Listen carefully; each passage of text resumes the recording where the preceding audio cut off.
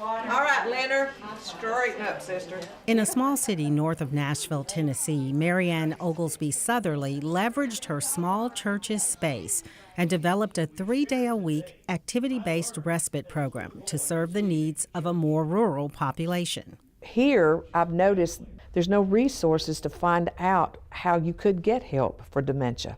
There just isn't any. You just have to stumble upon them. There are a number of challenges that rural areas face compared to metropolitan areas. The difficulty with getting grants and different programs out to rural areas a lot of the times has to do with the fact that the people with the big money are in your metropolitan areas.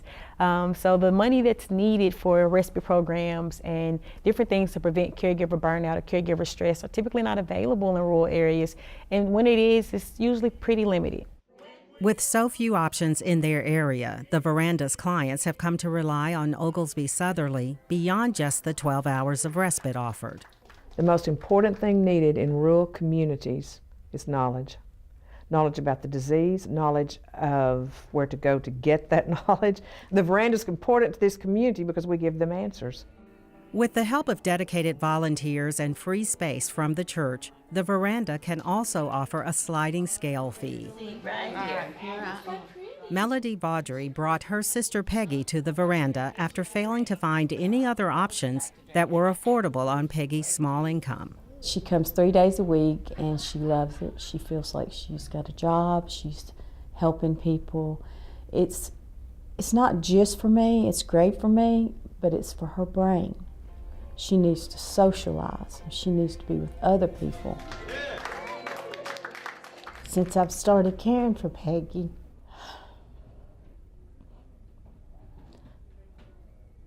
it's just hard. It's like being a grandmother to a little baby that's living with you because I'm constantly having to care for Peggy. I like that bracelet. Look, let's put it on right. She can still feed herself and she's using the bathroom.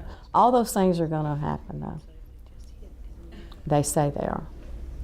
They're telling me I'm going to have to change diapers. That's not what I plan on doing. I'm just telling you, I don't plan on changing diapers. But Vaudry does not yet have a plan to pay for that labor-intensive and expensive care. There's not a lot of resources to help you, especially when you don't have a lot of money. And I could never ask my husband, should we pitch in? I mean, I feel like I'm doing the best job I can do caring for her. I would never want him to feel like financially we have to take care of her also. Vaudry joins many care contributors in facing the dilemma of jeopardizing her own financial security to help a loved one with dementia. A recent survey found that 43% of care contributors had to cut back on their own savings. 20% spent money from their own retirement savings, and 15% borrowed money. As long as her sister is able to attend the Veranda, Vaudry is grateful for the service. The best part for me is just, I hate to say this, but being away from Peggy.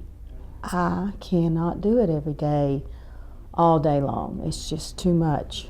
The more help I get, the saner I'm going to be, and the better I'm going to be at caretaking for Peggy. Churches are going to have to be on the forefront of dementia care. If you're in some of my family's positions, 4 hours is a lifetime. So even if it's just 1 day a week, any church could have a program 1 day a week for their seniors. With the cost of caregiving, if the church doesn't get on board, it's going to be bad, because they should. They have plenty of space to do it. $1 million buildings sitting vacant all week long.